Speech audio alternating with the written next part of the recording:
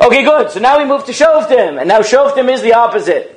Shoftim tells us what happens, right? The seeds that were planted in Yoshua, which is, yes, idyllic, but, plants the seeds for the disaster is, well, the Jews don't actually kick out the nations of the land. And that is going to create an utter disaster. So we get a story that appears both in Yoshua and then is repeated in Shoftim, which is the story of the conquest of Hebron, right? This is a story that repeats itself.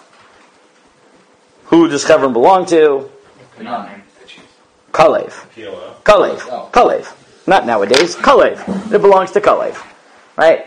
So Kalev gets it, but part of his Yerusha, he says, look, anyone who can conquer the rest of my land can marry my daughter. So who marries his daughter? Asniel ben Kenaz, who is his nephew. What? At least I don't know the information. What? Okay. Okay, I'm telling you the beginning of Shoftim. Okay? So, let's go to Shoftim for a second. Then open up Shoftim. This is the point in Tanakh where everyone... Oh, God. Okay, fine. Guys. Okay, look. So, Shoftim does a little bit just to highlight the point that Shoftim is picking up not after Yoshua, but is picking up on the hidden elements of Yoshua. Right? Shoftim picks up in the middle of Yoshua. Right? Like it backtracks. What? That's why it starts off by offering. Well, no, it's no. It picks up after the death, but the storyline jumps back. Right? It's Vahi Achrei Mot Yoshua Ve'Shalu B'nei Yisrael B'Adonai Lemor B'Yal Elanu El Kanani B'Tchila Lechem Bo V'Yom Adonai Yehudo Ya'alev Hinei Natati Eretz B'Yado. So, we jump back. There's a little bit of overlap. It's not total, but one sec, yeah. Where in Shoftim are we right now? Perek Aleph, Pasuk Aleph. 1-1. Right at the beginning. So they say, okay, who should continue conquering the land? But didn't we already do that? So no, clearly even though Yeshua, right, meaning Yeshua, right, makes it seem as if we fully conquered the land. Right? But it's overgeneralizing. Right? And you see that, because in Shoftim we now jump back. We're still actually in the middle. Like, what did Yeshua do? Right? This is where you have to realize. What did Yeshua actually accomplish? He divided up. No, he did the basic battles and he conquered up he divided up the territories. But then what did he do in the middle of Yoshua? Talks about how he conquered the land. He didn't fully conquer. No. But what does it mean he conquered? No. The greatest book. No. What does it mean? What did he do? He conquered it enough that he could divided the land. Think about it. Think about how you do this. No, Yosef, think about it. You have a whole country to conquer. So what do? As a national army, you win the major battles so that the major armies are subdued. And then what can you do? You divide up the Shvatim and say, deal with each of your territories by yourself. Why do I have to wait? Right? I don't have to drag the national army through the whole country. Right? Once we've subdued the major kings, so now it's up to each Shevet to polish things off. Right? That's where we are. Right? Meaning he's successful at that. Wait, so the 7 years of conquering and dividing is over already, but they didn't actually conquer everybody? Correct. What they've done is they've basically divided everything up. But now, and that's why Shoftim opened up. Yoshua's dead, right? And now what is the first thing they have to do? They're still asking, okay, so now we have, we need to have pitched battles in areas. Who's going to go? And just like we found out in the middle of Yoshua, who's the only responsible Shevet who's going to go? Yehuda. Right? This is like a theme. Wait, right? In Yeshua this also came up? Yes. I ran through it, but I'm telling you, in the middle of Yoshua this happens also. Right? If you want to go back, right, you want to go back and see where this happens in Yoshua. So if you go back to Perek Yudalit in Yoshua, right, you get Ve'ela Asher Nachlu V'nei Yisrael Beretz Kanaan Asher Nachalu Otam Elazar Kohen V'Yeshua Benu Rashi Avot Amatot V'nei Yisrael. This is the division, right? And then in Pasuk Vav you get V'Yeshuv V'nei Yehuda Al Yeshua B'Gol Gova Yom Elav Kol V'nei V'nei Gniziyah Ta Yadat Davar Asher Diber Adonai Al Moshe Yishal Eloheim Al Adonai V'Al Adotecha B'Kadosh Barnea. Right? Yehuda comes to Yoshua and says, okay, you've given us our land, now, look, this is what we're going to do. Right? Remember, you promised Hebron specifically to Kalev, so Kalev gets together his own army, right, and conquers his own territory. And then you get in Perek Tedvav, you get the the Goral of Bnei Yehuda, and then you get that they actually conquer, right, their land, and then Tet Zayin, you get that Yosef does a decent amount of conquering, but then after that, you get that everyone is, right, I mean, like, look, for example, Perek Yud Zayin Pasuk, Yud Bet, Yosef is trying, but V'lo Yachlu B'nei Moshe Lo Rishit Arei Ma'ila, V'yolak Kanani L'Shev B'Aretz Hazot. Menashe just couldn't pull it off. So there were a bunch of Canaani that were left there, and then as it goes on, it gets worse. Because everybody else doesn't even bother. Everyone else just, conquers enough that they need to settle, and the rest of it, they just What was exactly the problem? These weren't strong? Yeah, they weren't strong. For Menashe, no, that's why I said, it's 1.5 Shvatim do what they're supposed to. Right? Didn't said Ephraim's going to be the bolder one? What? It doesn't work. Right? Yehuda conquers everybody, and no one else does. Yosef tries, they conquer a decent amount, right? They can't do everybody, but it's not their fault. Tanakh doesn't blame them. The rest of Klal Yisrael gets blamed for just saying, look, we're happy. We found, we founded our major city. What? Weren't they all supposed to do it together? So no, that's apparently not what's supposed to happen. And this is right? Even Yeshua when they first come in. Correct. Meaning Yeshua divides it up. And then you Yehuda say, okay, what are we supposed to do now? What happened in the 7 years of conquering? They deal with the major battles, right? But there's still a bunch of people. You know how long it takes to get every single person on the... Remember, what does God say in Mishpatim, this week's Parsha? This is a lot of things. Lo agarshenu. I'm not going to get rid of them all at once. I'm going to get rid of them slowly, so that the animals don't take over. So yeah, they pitch the major battles. They get rid of the major enemies enough that each Shevet should basically be able to handle it themselves, and then slowly they'll kick everybody out. Yehuda does it. Yosef tries, and then nobody else really cares enough. And that's what you find out in Yeshua.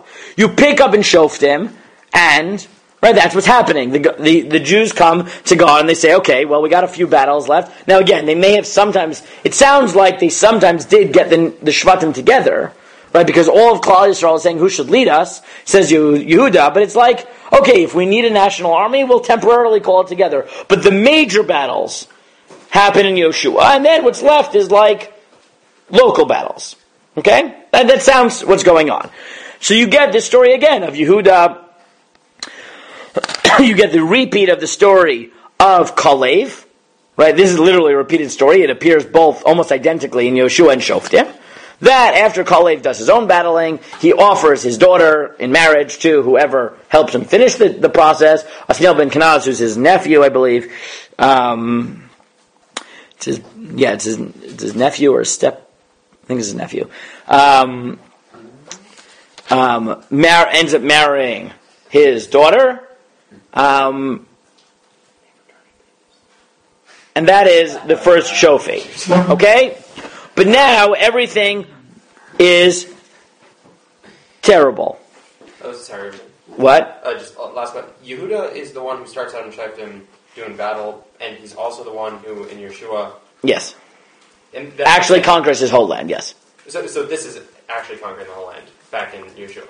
This now in Shoftim. So I don't know if Yeshua is like predicting... I mean, there's an overlap, so it's not clear, like, is Yeshua just like telling you what happens in the future, right? Or is Shoftim doing a little bit of a flashback, right? Okay. Right, it's the same story, right, clearly, because you have the same Kalev story. It's not like... It's clear it's the same story. The question of when exactly it happened is not clear, right? Yehuda. Yehuda. The age difference between Kalev and Yeshua. What? I'm guessing age doesn't matter. He's alive. Yeshua isn't. I don't know. Okay. Yeah. Okay. That's the introduction. Now, Shoftim is unlike Yeshua, though. As I said, in Yeshua, the only thing that's bad is we hear that they don't manage to fully conquer the nations. But the trouble doesn't happen yet in Yeshua, but it does happen royally in Shoftim. Right? Great. So in Shoftim, what is the theme of the entire book? What happens in the whole book? Sinning, not sinning. Good, there's the Shoftim cycle. Right? The Shoftim cycle. What's the Shoftim cycle? They sin, Shofet comes and do good. Sin. No. Sin. Punishment. Right? Cry out and tshuva. Right? Shofet saves them. Quiet. Dies. Right? Dies. sin. Right? How do I now? This happens over and over again with every shofet, and then at the end, how does Shoftim end? With utter disaster, because after localized sin, it only gets worse. Because at the end of the book, we find out that you have what? Pesel Micha, right? Pesel Micha. What's Pesel Micha? I don't know. Pesel Micha is, you find out that there is an idolatrous temple in of this guy named Micha, right? Which at some point that Dan, in the middle of their conquest, decide to take it over and steal his priest, right? And make their own idolatrous cult, right? With this Levi who decided to be a Kohen, which according to Chazal is Moshe's grandson, right? And there's like this mass, it's not just idolatry, like people are stealing idolatrous priests to make their own cults. It's an utter disaster. You get Pilegesh Begiva. What's Pilegesh Begiva? Right, Pilegesh Begiva, right, is what? You have a guy, he's a Levi, he has a Pilegesh, he has a concubine, she leaves him, she goes home, he goes and picks her up, they're walking by, they decide that instead of staying in a non-Jewish city, they stay in a Jewish city, and what happens in the Jewish city? No one takes them in at night, sounds like Stone, Lot and Stone, and then what happens? Someone eventually lets them in, but only the man, right? The Pilegesh is thrown out to the masses who come and don't want, the guests there. They gang rape her until she dies. In the morning, he comes out, he takes the dead body of his Pilegesh, cuts it up, sends it to the 12 Shvatim of Klal Yisrael, and they wage war and they annihilate Binyamin, leaving only a few hundred people left to Binyamin, right? After several battles in which Klal Yisrael loses, right? But then they eventually win. There's only a few hundred people left. So what do? They make a shvuah that no one will ever marry into Binyamin, which is bad because they don't actually want Binyamin to die. So then they find out that there was one family who didn't bother showing up to this national convention. So what do? No, they massacre all the men and then force the women to marry Binyamin. Right? What? The end of Shoftim is just chaos. Right? It's utter chaos. Remember those went to Shiloh when they told the story? It's chaos. Whoa. Okay. Now, there's a few things I want you to know about Shoftim, though. Okay? This is like Shoftim in a nutshell. It is a horror show. Okay. First of all, how do I know that this is the cycle? Did I just make this up? It says it. Shoftim every time. I don't know. Perek Bet of Shoftim. Come on, Ellie. Vayal malach Adonai min ha-Gilgal el ha-Bochim. The messenger, or the angel of God, not clear, came to Bochim. Vayomer, and he said, Vayomer aleh etchem mi Mitzrayim v'avi etchem al haaretz asher nishbatem v'lechem amar lo afer briti itchem leolam. He says, listen, guys, I took you out of Egypt, I took you here, and I said that I will always keep my covenant with you. Va'atem, you got to do one thing. What do you got to do? I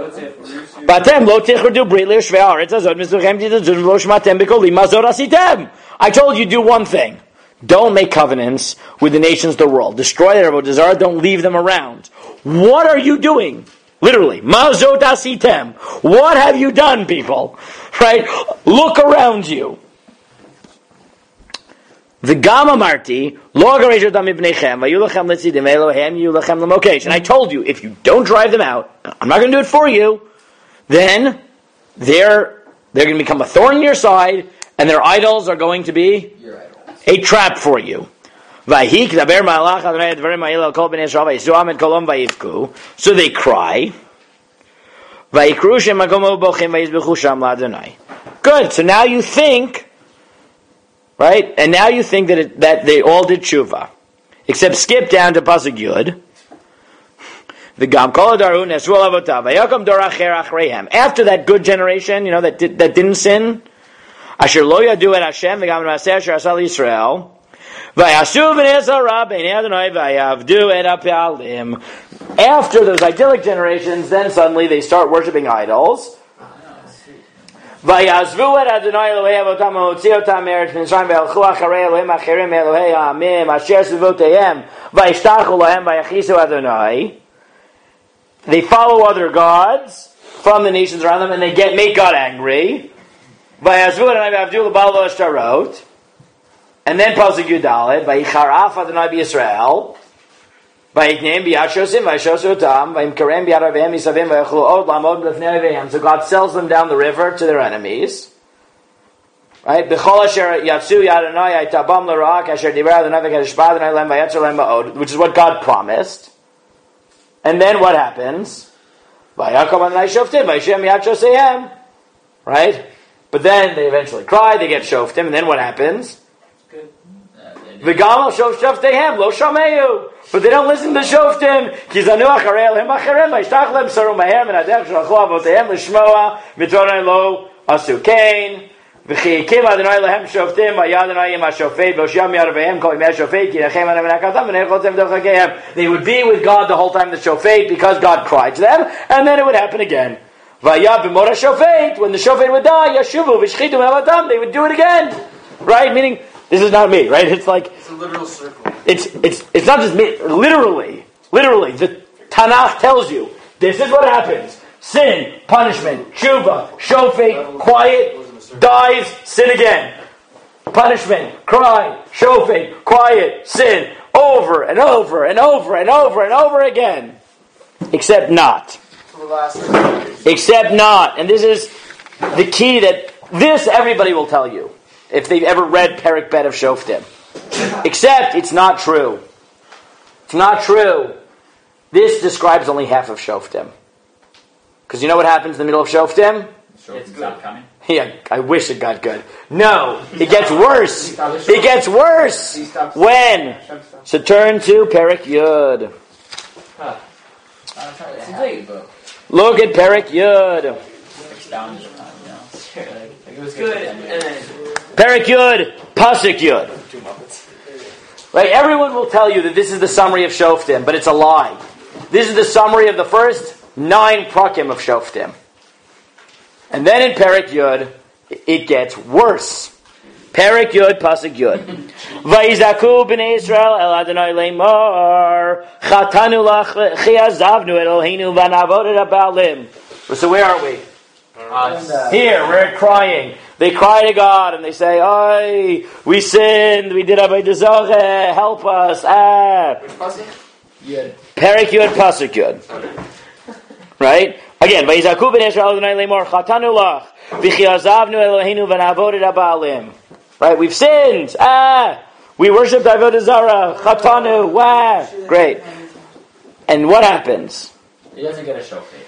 Vayomer Adonai el bnei Yisrael halom mitzrayim umin ha'emori umin bnei Ammon umin ha'plishtim. God says, I can't handle this. I have saved you from Mitzrayim and from the Emori and from Ammon and the Plishtim v'tzidonim v'amalek u'maon la'achatzu latchem v'tzitzaku elai v'oshietchem yadam. This happens all the time, and each time you scream to me, and I've saved you every time. I am so sick of this. I am so sick. V'atem azavtem oti. And what do? You left me.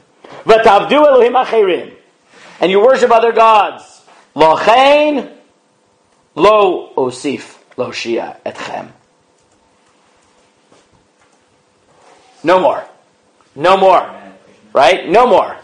I'm done. That was very dramatic. Right? No more. No more shofet. No more saving. At that line.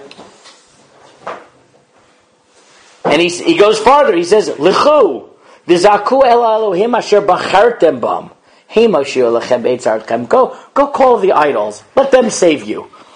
Right? Vayomru v'nei Yisrael el Adonai chatanu asay atalanu kechol atov b'necha achatzilenu na hayom hazeh. He said, "Whoa, please God, don't do that. Right? Whatever you want, do whatever you want. Just save us today." So they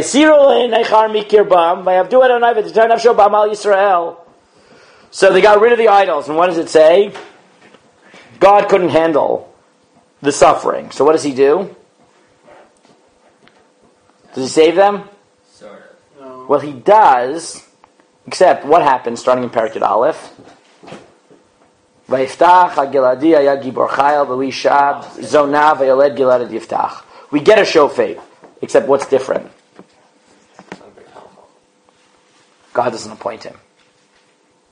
Right? The latter half of Shoftim, the reason it gets worse, the first half of Shoftim, this is what people don't realize. The first half of Shoftim is this cycle. But all the Shoftim, at least, are tzaddikim, because they're appointed by God. And therefore they're great people. Yiftach, starting in the middle, it's serious. People don't believe this. Because what do? They read this pasuk, and they say, oh, God relented. He didn't relent. It never says that he saved them. It never said he appointed a shofet. We find Shoftim. But what's the difference between the Shoftim in the first half of the book and the Shoftim in the second half of the book? These ones are bums. Yeah, these ones are, yes. They're pretty bad.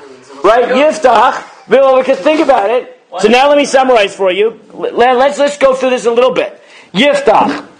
First thing we find out is that he's the son of a prostitute. Right? First fact. Great. Then Yiftach is kicked out by his brothers because he's the son of a prostitute.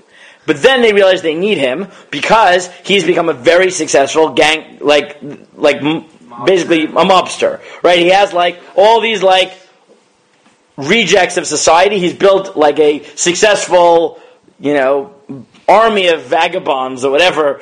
This mob out there. So they come to him and they say, "Do me a favor, come and become general." And he says, so what does he say?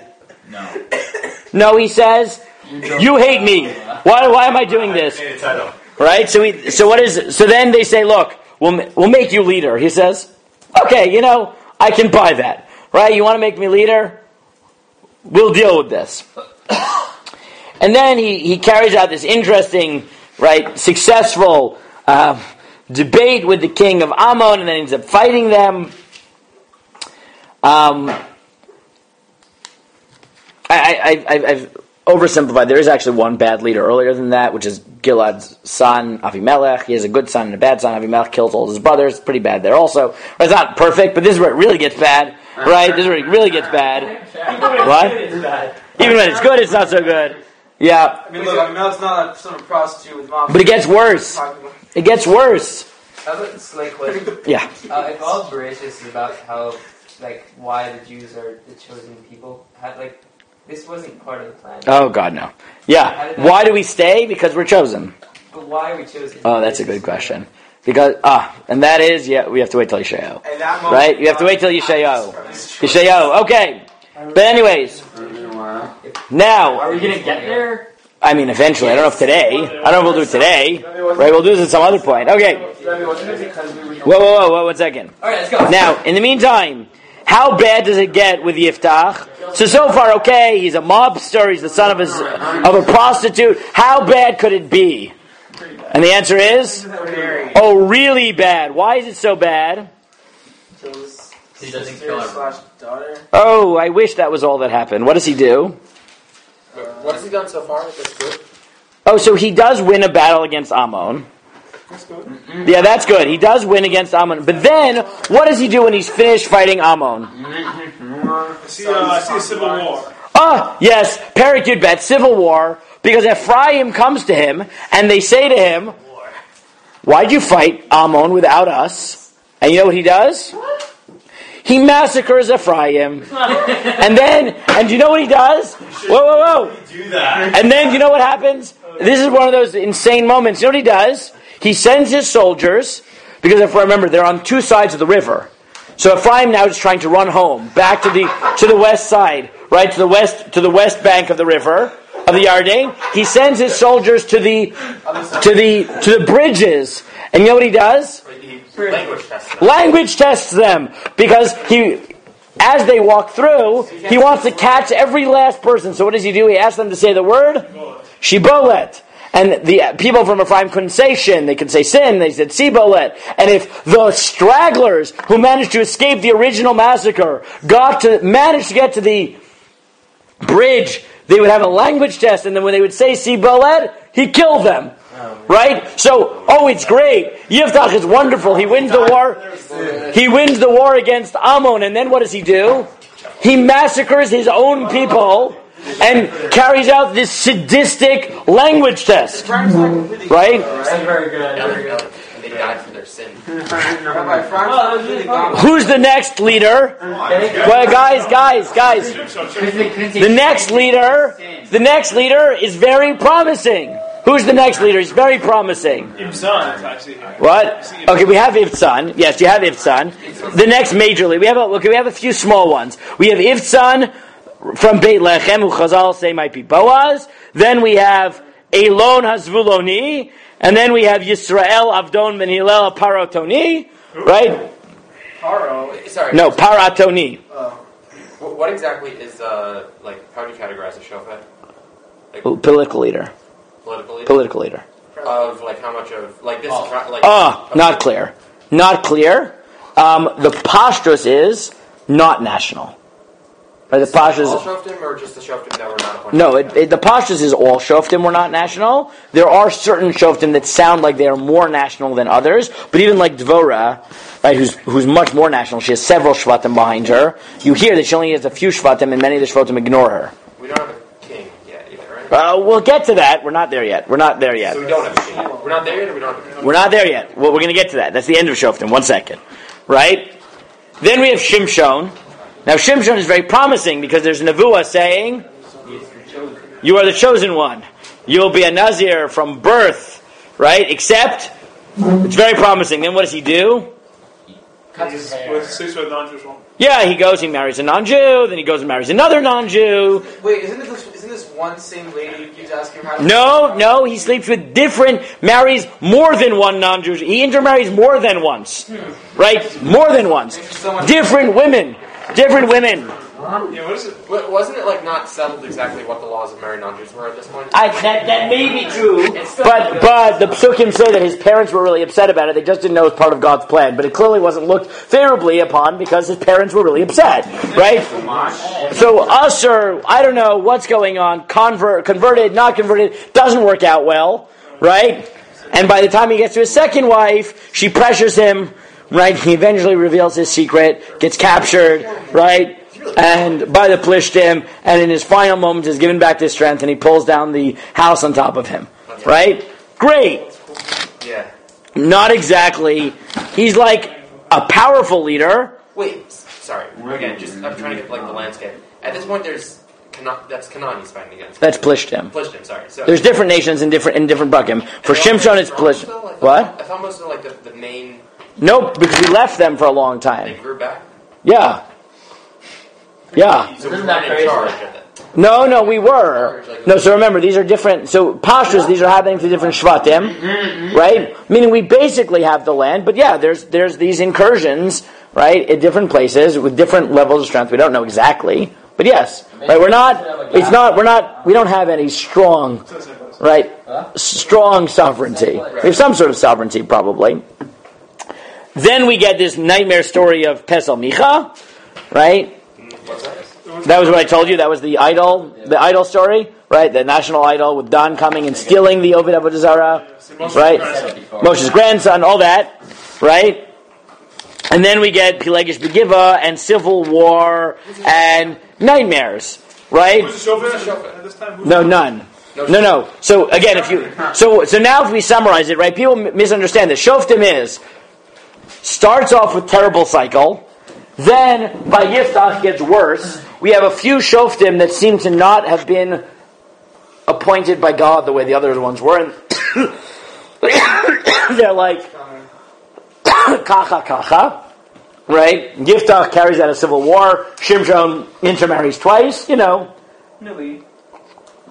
we get a idolatrous temple plus civil war for who gets to run the idolatrous temple. And then we get a full-out civil war where we annihilate Binyamin, and then the Sefer ends. Oh no! Ephraim, Binyamin. I'm going back. I'm just telling you now the trajectory.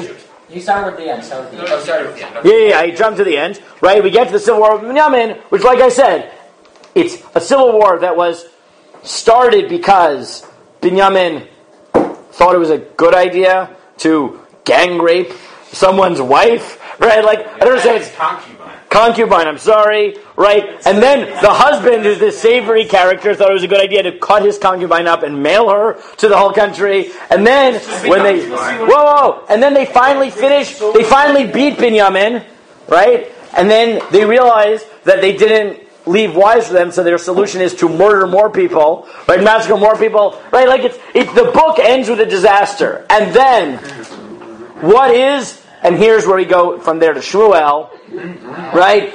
Many times in these last prakim, and this is the last theme of Shoftim, the Torah tells you why is this all happening. Mati, We gave up on the Torah. look for example, Parak Yutet Pasuk Aleph.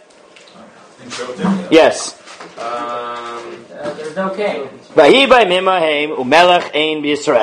The problem is because there is no king, and therefore there is chaos. There is chaos. And then the last pasuk in the whole book, if you don't get the point yet of Shoftim, is the last pasuk in all of Shoftim is Bayamim Mohem ein melech b'Yisrael ish hayashar beinav yaseh. There was no king, so everyone did whatever the heck they wanted. Right? So Shoftim, Yoshua is idyllic. Shoftim is a disaster that only gets worse. But what's the parting message of Shoftim? That what is the solution? Yes, is a king. Is a strong, central government, right? If anyone knows American history, what was the moment at which this happened in America? No, not the Articles of Confederation. That was the disaster. The Articles of Confederation is Shoftim. What is the moment? What is the end of Shoftim equivalent to? The Federalist Papers. Right? It's a justification of why this is a bad idea. Let's move to a centralized government. So Shoftim's parting message is, the solution is, move to centralized government. And with that, Shoftim ends, and we open with, surprise, surprise, Shmuel, which is the book where we get a king! Yay! Kind of sporadic.